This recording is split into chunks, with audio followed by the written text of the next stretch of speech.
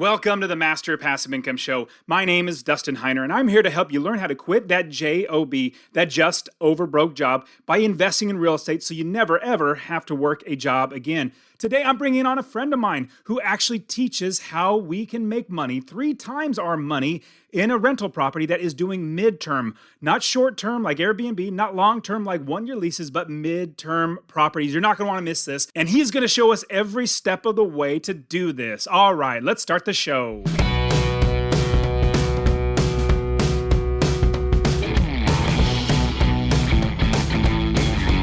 Welcome to the Master Passive Income Podcast, where we talk about investing in real estate rental properties with a special focus on making enough money so you can quit your job and live the dream life. And now, here is your host, Dustin Heiner. Hey, welcome back to the show, guys. I hope you had a great Christmas. And usually I don't talk about things that are going on because I have no idea when you're actually going to be listening to this. You might be listening to this in July. But we just had Christmas, and I know a lot of people listen to the show every single week. But I want to say, and I hope you guys had a fantastic Christmas. I know I did. My family got me so much chocolate. I mean, if you think about anything that I might want, I always tell them that, I love chocolate in general. But they gave me this huge Hershey bar. It's literally 2 feet long by a foot tall. I mean, it's gargantuan. It's a Hershey bar. And I got lots of M&Ms. I feels like I'm going to get diabetes eating all this, but I love chocolate. So that's what my family got me. It was a fantastic time through Christmas, hanging out with families and everything. Now on to the new year, which is going to be amazing. I always look at this time as a way to reflect on what I've done, but then at the same time, look forward to the future, because I always look at the next year being even better, or not just look at it, but try to make the next year better than the previous year. So right now, this is 2021. 2022 is coming, and 2022 is going to be a fantastic year for me and my real estate investing. And I want you as well to have that perspective. Right about now, we should be looking back and see what we did, and then looking forward to seeing what we can do. And also in looking forward, I actually am bringing on a friend of mine. He is a fantastic real estate investor. He has his own podcast teaching how to do investing, and he's actually works more on mindset. And he's going to show us something called mid-term or mid-length rental properties. And I am super pumped. In fact, I'm going to start doing this with a lot of my properties because you can make a lot more money. And on top of this, he is going to be a featured speaker at the Real Estate Wealth Builders Conference. Real Estate Wealth Builders Conference is coming in March of 2022.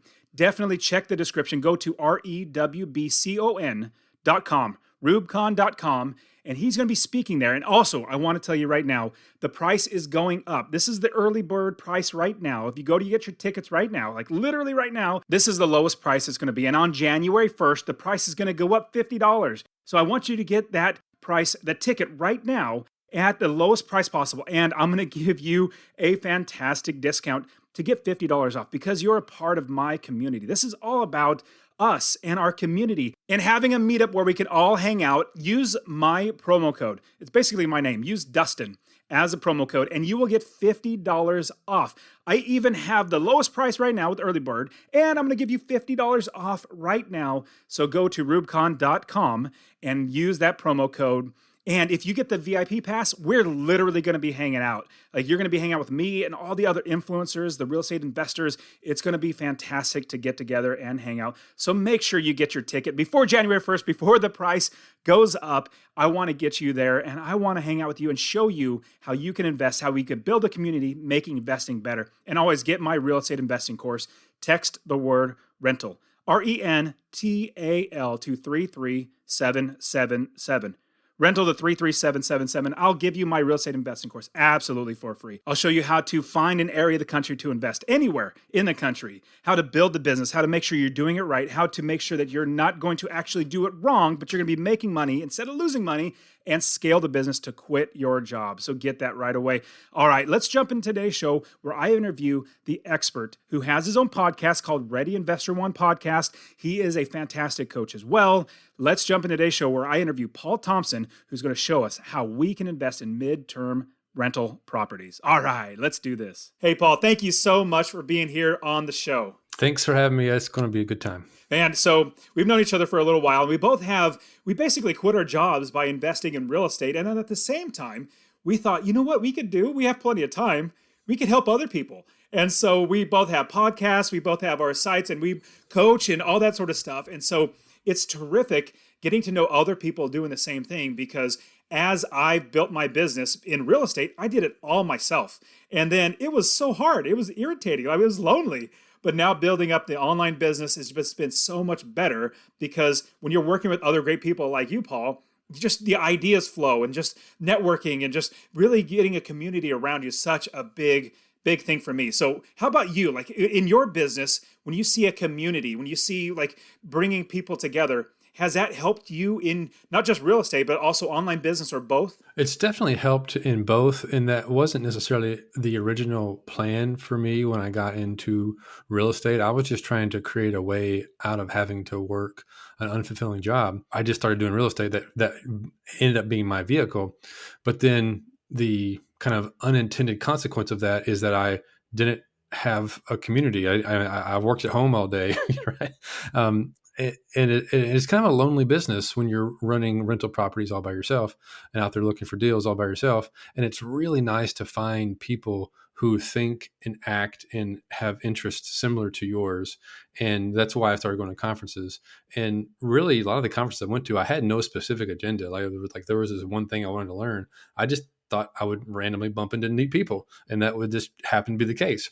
And you get to know people who are actively running podcasts or YouTube channels and creating these businesses, sometimes in multiple businesses, and then all the people that they attract around them. Then you have this like kind of overlapping Venn diagrams of all these communities, and you just meet some of the most interesting, hardworking people. Yeah, absolutely. And think about hardworking when you're investing in real estate, because that's something that you and I both love to do, is investing in real estate. And when you're doing it alone, it's really, really rough. But tell me about how you were working a regular job and then started investing in real estate. Like, what got you into it? And then what really catapulted you into now becoming successfully unemployed, not working for somebody else because of the real. Like, tell us about the beginning of Paul David Thompson. Right. So when I was working the corporate job, I was probably at the time making about $150,000. And I was in corporate America, lived in Little Rock, Arkansas, which is a fairly low cost of living area. So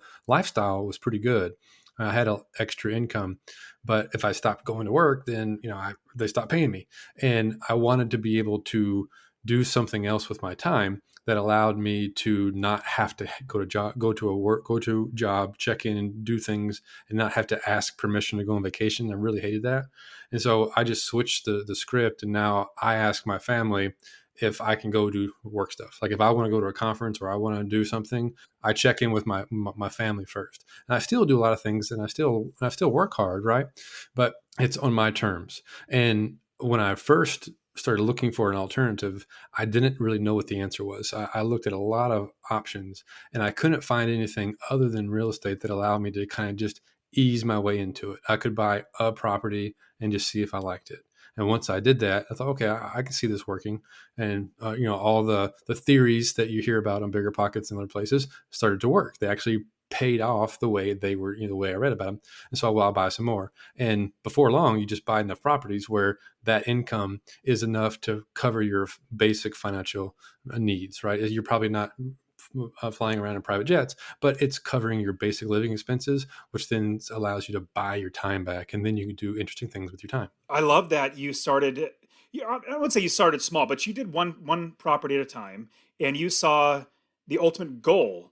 Like my goal was literally, I got tired of working for somebody else, just like you said. Now it's such a blessing that I asked my family, is it okay if I go work today? And other than that, we're basically hanging out with our family. And so, okay, so are you investing in Little Rock, Arkansas? Are you investing all over the country? Like what's your business model? Is it short-term rental property, long-term, mid-term, like we briefly mentioned?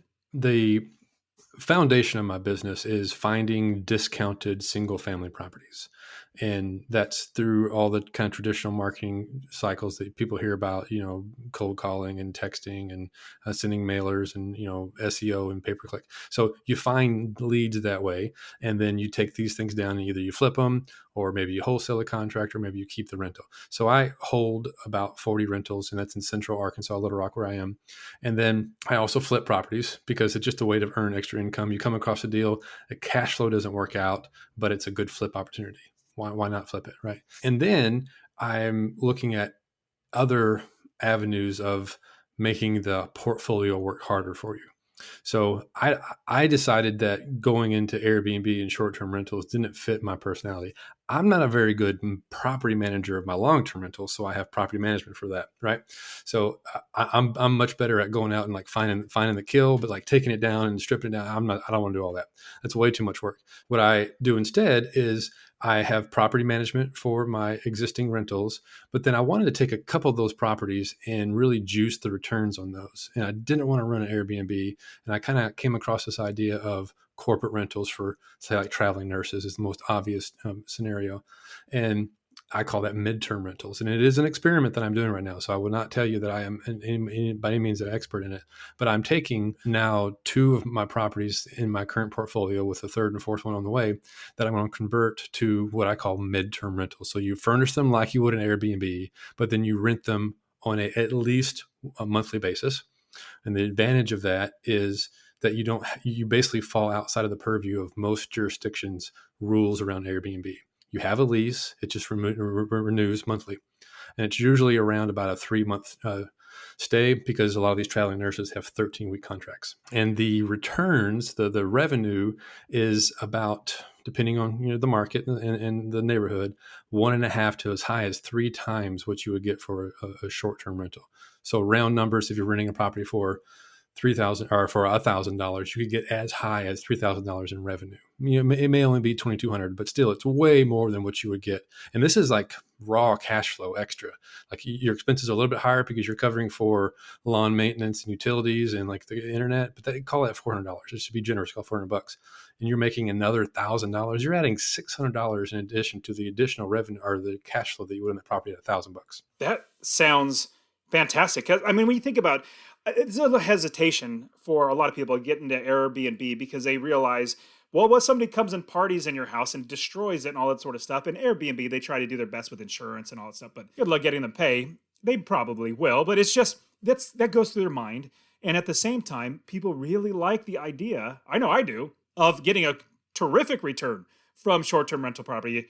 Yeah, so when you're renting it out on a yearly basis, sign a lease for a year, you're going to rent it for maybe, let's say $1,000, $1,500, maybe somewhere around there. You get your numbers. But if you're renting out per day, like this is why hotels make so much stinking money, is they're renting out the rooms per day, flipping it over, getting somebody else in there. So you're getting paid a lot more. So one house, like you said, $1,000 for a month, you probably get $3,000 or more. Now, when it comes to a midterm, this is something that's relatively new in most people's eyes because they think of long-term and short-term now because short-term Airbnb made it really popular.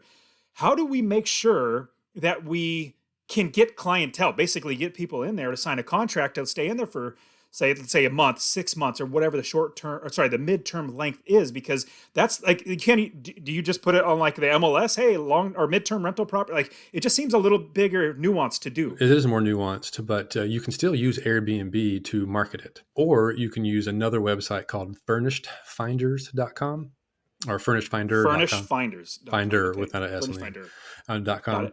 And it is specifically tailored to the traveling nurse community, which is a huge growing market even before COVID.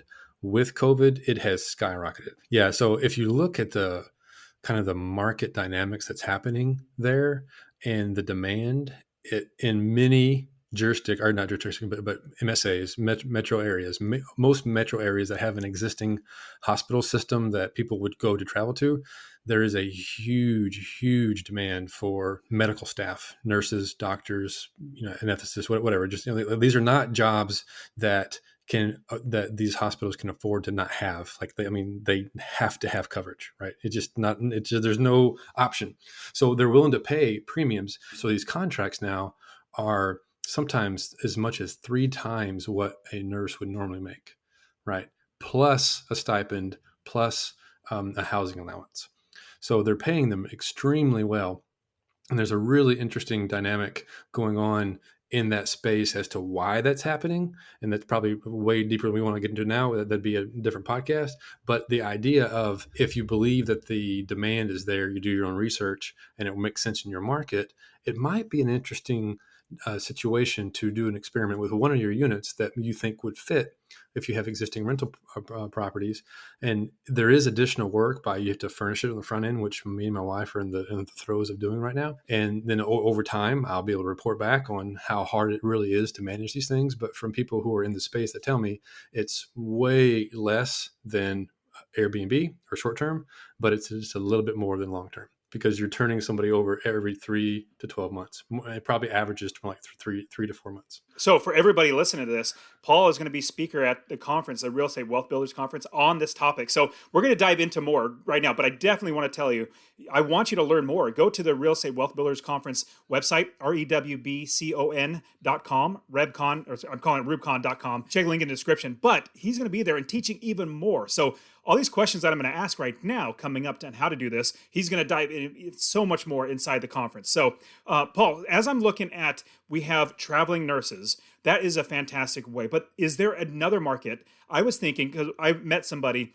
he does corporate housing. So let's say a CEO needs to go stay in an area for 2 months. They're not going to want to stay in a hotel for 2 months. They're going to be put up in a house that is, you're going to be paying a lot more, like something corporate or marketing or something like that. Is that also something that we can potentially tap into? Yeah, there could be military, it could be corporate travel. There's a lot of needs for short-term housing and they don't want to pay overnight short-term rates. So your competition here is the extended stay hotels.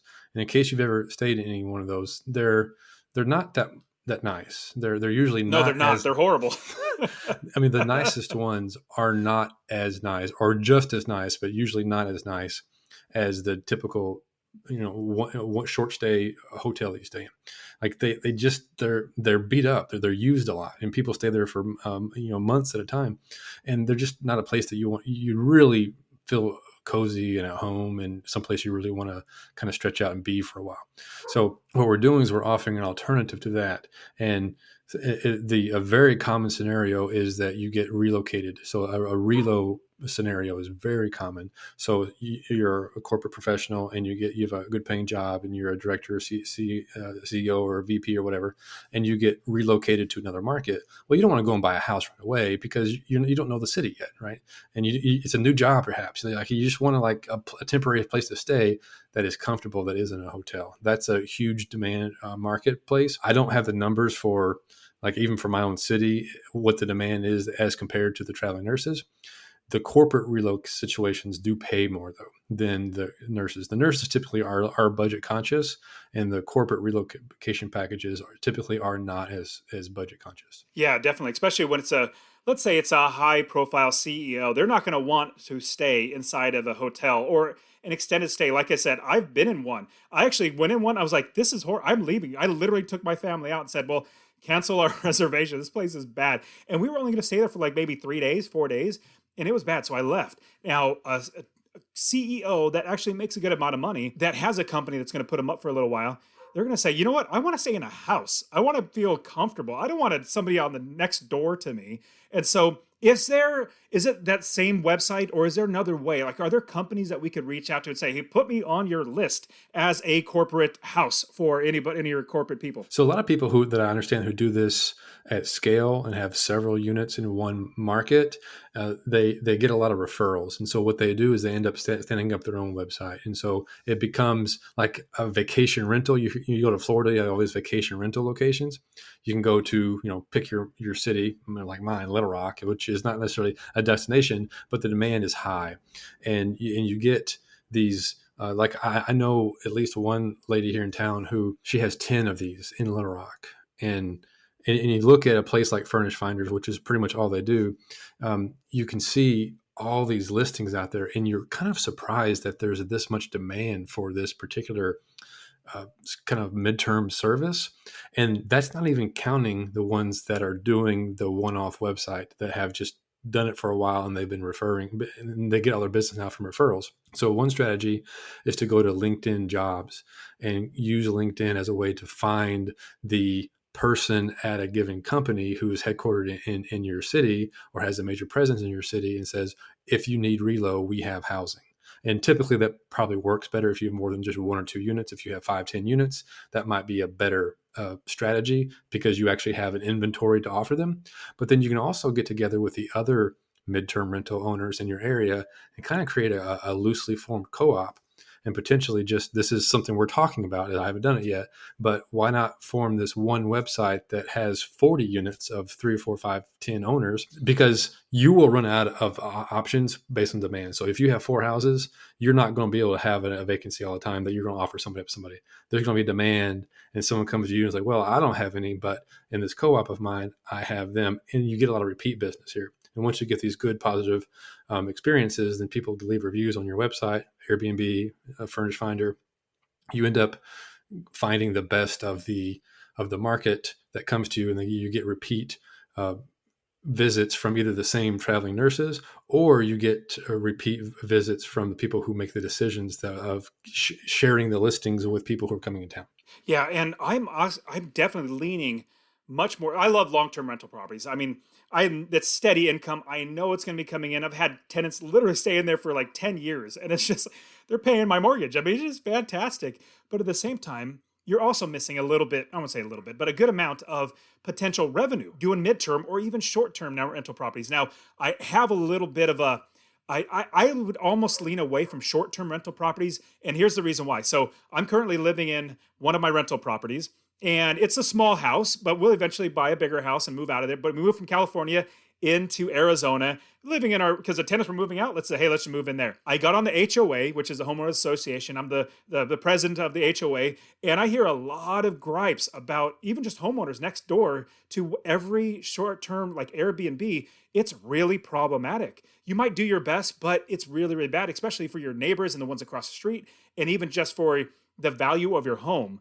Now, it seems like the midterm, you're going to get, I wouldn't say a better clientele, but you're going to get a clientele that's going to be staying in there for a long time. They know that, hey, especially if it's military.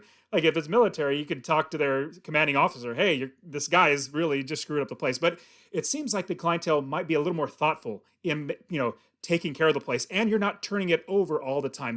Are those a lot of good benefits that you see as well? Yeah, I think the risk is lower of having the problems with the homeowners association or your neighbors, or just having tenants that don't care as much about your place. Ultimately, the funding for the housing is coming from their employer. And if they get information back that this traveling nurse or corporate executive or short-term military stay situation does not take care of your house, that's just not going to take care of it. And so the anecdotal evidence that I've gotten from people who have done this is that tends to be the case. It's not that it's risk-free.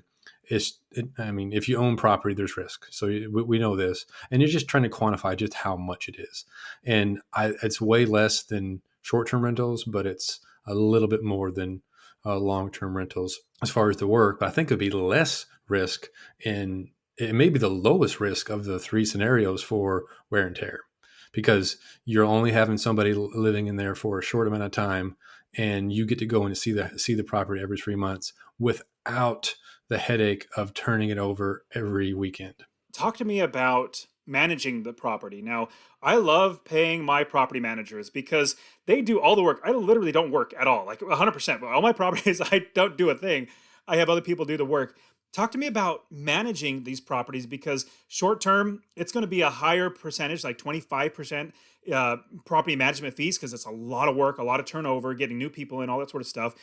How do we manage the property, and how much would it normally cost? Like, is that something we should do? But if we're in another state, like, how do we hire somebody else to do that? What are your thoughts there? So if you're already in the mind of having management in place, like you and I are, that you're not going to manage your own properties and you're going to have a property manager, then it only makes sense that you would have a property manager for this as well.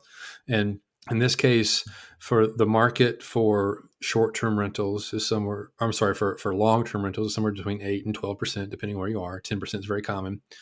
For short-term rentals, it's somewhere between 25 and sometimes as high as 35 and 45% for a co-host. What I'm finding in midterm is that the going rate seems to be about 15 to 25, with 15 being the most common number I've heard. So I've actually reached out to my long-term rental company and asked them, what would you do? And would you be willing to do this kind of rental? Because it's the same thing, because you're just looking at tenants, they're signing a lease, they're staying for at least a month.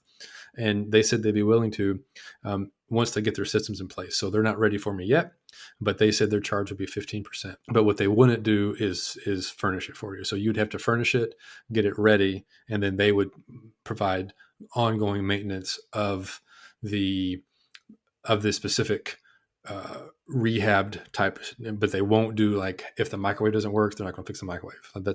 That's on you, right? So you need to have an appliance repair person. You're going to have to, like, you're going to have contacts, and they'll even call them, but you need to provide the information and the contacts for the cleaners, for minor maintenance of things that you wouldn't normally provide to a long-term tenant. Would you possibly call a short-term property manager and ask A them co-host? to say, That's what I'm doing. okay. I've hired a co-host to manage mine. So her agreement is I'm going to pay her 15% to manage basically co-host it for me. But then I'll be the one signing the lease, and I'll be the one effectively deciding and approving on who comes and goes and doing the negotiations, but she'll take care of everything else. So it's an interesting, I mean, it really is midterm, right? It's in between long and in between short.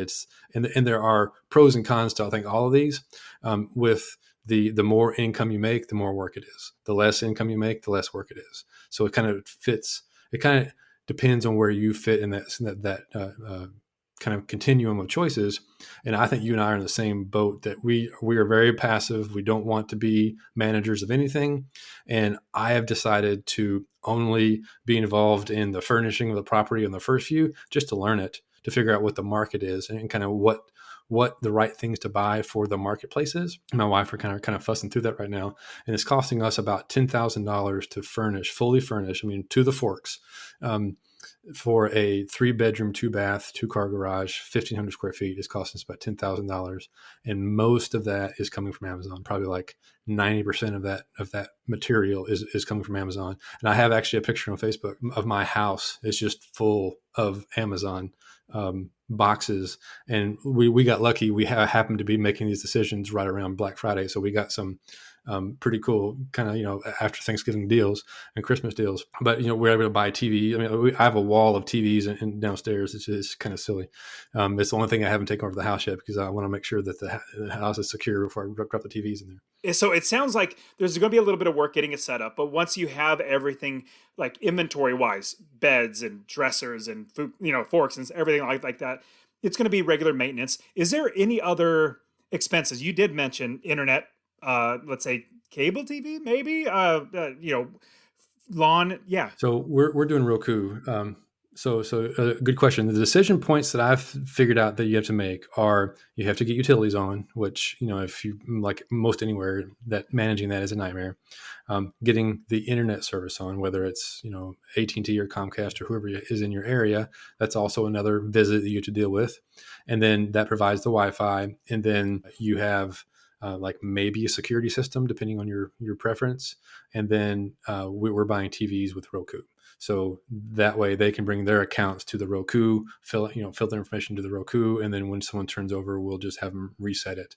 And that'll be on the tenant's responsibility. We're not taking care of that. We're not, part of our lease states that we're not responsible for your logins to the Roku. Got it. And then lawn maintenance and all that stuff that you would, you'd lawn care, or if you're in the north, snow removal. Yeah. I mean, I'm just looking at, okay, I'm in Phoenix. If I have my property turning that, like, hope I could maybe set the thermostat to where it doesn't go below like 75 degrees, because they could crank it down to 68 when it's 115 outside. It's literally going to be running all the time. So I think you could, and I think you would expect that your utility costs are going to be higher than if you lived there, right? So that's just something you got to bake into and that's part of the premium that you're charging. So if you're making like I think you should be charging at least twice what you would normally get for a long-term rental because you're having to take care of that stuff. Man, absolutely. So, are there any pitfalls? We talked a little bit about.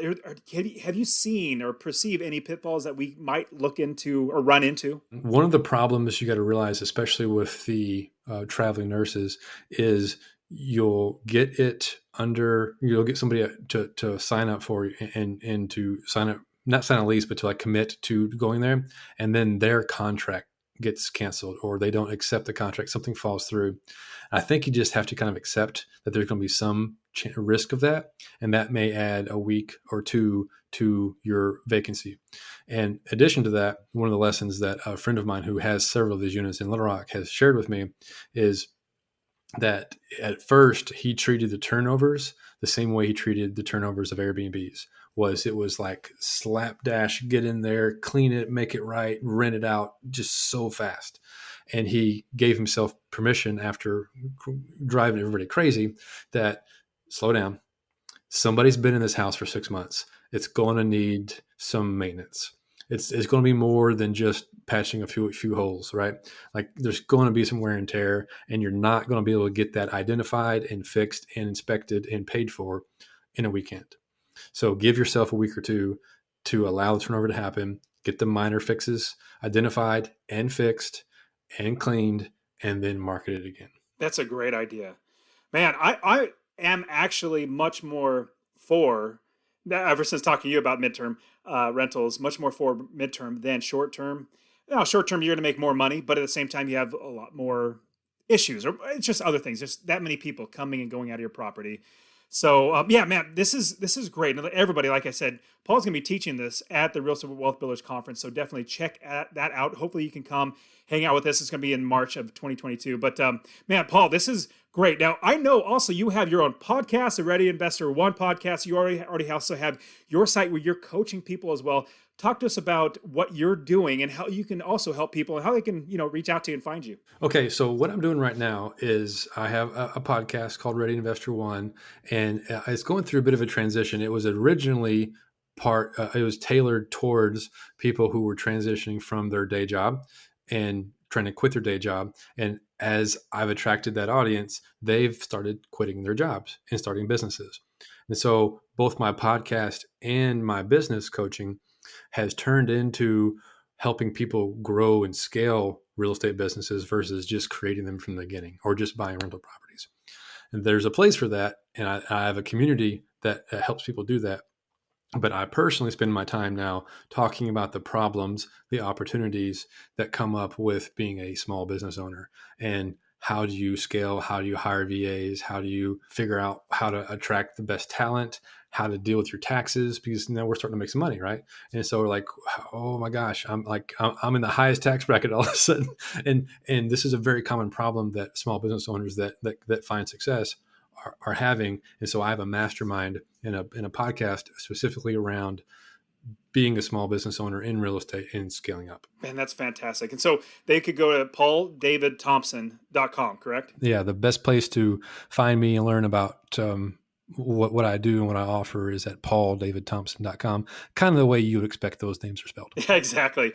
And also, everybody, you can literally hang out with me and Paul at the Real Estate Wealth Builders Conference. It's all about building community. So if you heard, like we talked about at the very beginning, Paul and I met at a conference and we're like, hey, we're investors. And this conference wasn't necessarily about real estate investing at all. It was like online business. Like, hey, let's just hang out together because we're investors in real estate. And so from there, just a really good friendship. And then we just meet so many other people. So the networking has been fantastic. The community is fantastic. And that's what we're building with the Real Estate Wealth Builders Conference is really a community. It's us all working together. And we're not like, even though Paul and I have audiences that we're bringing people on to, to be there at the conference. No, we're all just investors. We're all friends. We want to help each other out. So that's what the Real Estate Wealth Builders Conference is all about. So like I said, Paul will be there. I'll be there. We'll be hanging out with everybody and just helping. That's the goal of it. Man, Paul, this is awesome. I can't wait to get into midterm rentals. So, hey, I really appreciate you. Is there anything else that we should know before we sign off today?